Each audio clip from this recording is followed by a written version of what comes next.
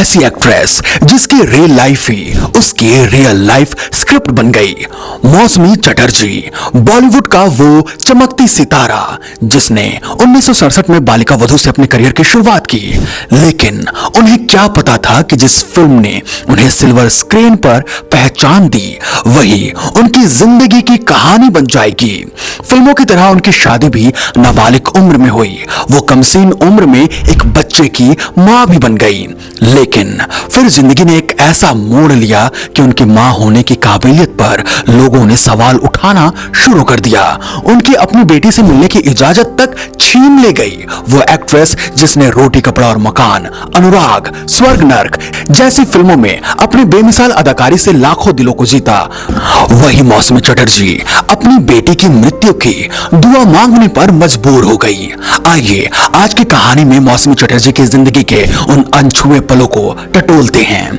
सपनों की नगरी बॉलीवुड में मौसमी चटर्जी ने महज 10 साल की उम्र में कदम रखा। 1967 में बालिका वधू से बतौर चाइल्ड एक्ट्रेस उनकी मासूमियत हर किसी को उनका दीवाना बना रही थी। इसके बाद अनुराग जो 1972 में आई थी, उनकी संजीदा एक्टिंग ने उन्हें स्टारडम की बुलंदियों तक पहुंचाया। रोटी कपड़ा और मकान जो 1974 में आई थी, कच्ची धूप जो 1973, स्वर्ग नर्क जो 1978, घर एक मंदिर 1984 और अंगारे जैसी फिल्मों में मौसमी ने अपने किरदारों को इस कदर जिया कि दर्शक उनके जादू में खो गए। लेकिन पर्दे पर हंसती मुस्कुराती मौसमी की असल जिंदगी दर्द और आंसुओं से भरी थी। जब ज्यादातर लड़कियां 15 की उम्र में अपनी सपनों की दुनिया में जी रही होती हैं, मौसमी ने 1970 में जयंत मुखर्जी के साथ 7 फेरे ले लिए। ये शादी उस दौर में सुर्खियों में रही। शादी के सिर्फ 2 साल बाद 17 की उम्र में मौसमी ने अपनी पहली बेटी पायल को जन्म दिया। 8 साल बाद उनकी दूसरी बेटी मेघा का जन्म हुआ। एक तरफ मौसमी अपनी फिल्मी करियर में कामयाबी की सीढ़ियां चढ़ रही थी, दूसरी ओर वो अपनी छोटी सी दुनिया में जिसमें उन्हें मां की जिम्मेदारियां निभाना था, निभा रही थी। लेकिन एक खुशहाल पल जल्द ही तूफान में बदल गया। मौसमी की जिंदगी का सबसे बड़ा दुख तब शुरू हुआ जब उनकी बड़ी बेटी पायल गंभीर बीमारियों के चपेट में आ गई। डायबिटीज और उससे जुड़ी जटिलताओं ने पायल को इतना कमजोर कर दिया कि वो 2 साल तक कोमा में रही। एक मां के लिए अपनी बेटी को हर दिन तड़पते देखना किसी मौत से कम नहीं था। मौसमी ने दिन रात हॉस्पिटल के चक्कर काटे, डॉक्टरों से गुहार लगाई, लेकिन पायल की हालत में कोई भी सुधार नहीं आया। इस दर्दनाक दौर में मौसमी का अपने दामाद डिक्की सिन्हा के साथ भी रिश्ता बिगड़ गया। डिक्की ने मौसमी पर गंभीर आरोप लगाए, दावा किया कि वो पायल की देखभाल में लापरवाही बरत रही थी।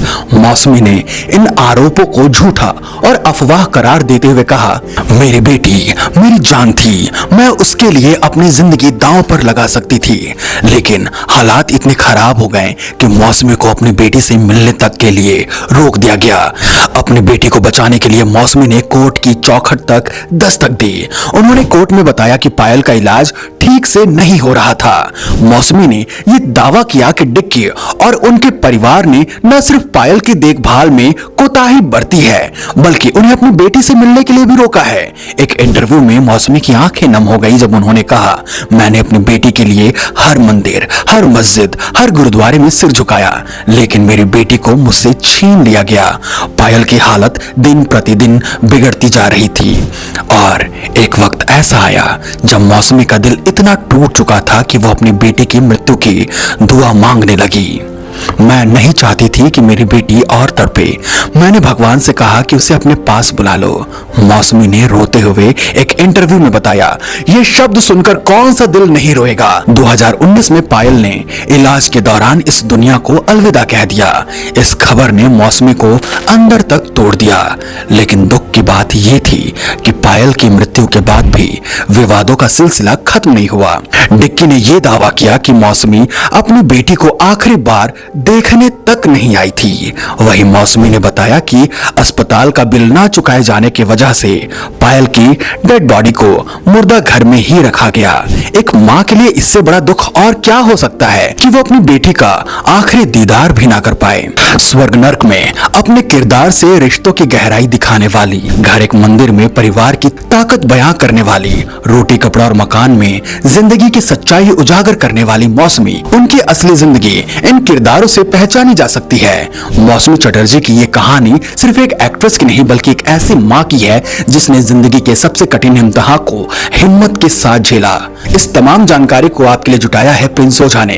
कैमरामैन प्रदीप के साथ मैं युवराज आपसे फिर मिलूंगा अगले वीडियो में। तब तक कमेंट करके बताएं कि मौसमी की आपको कौन सी फिल्म सबसे बेहतर लगती है।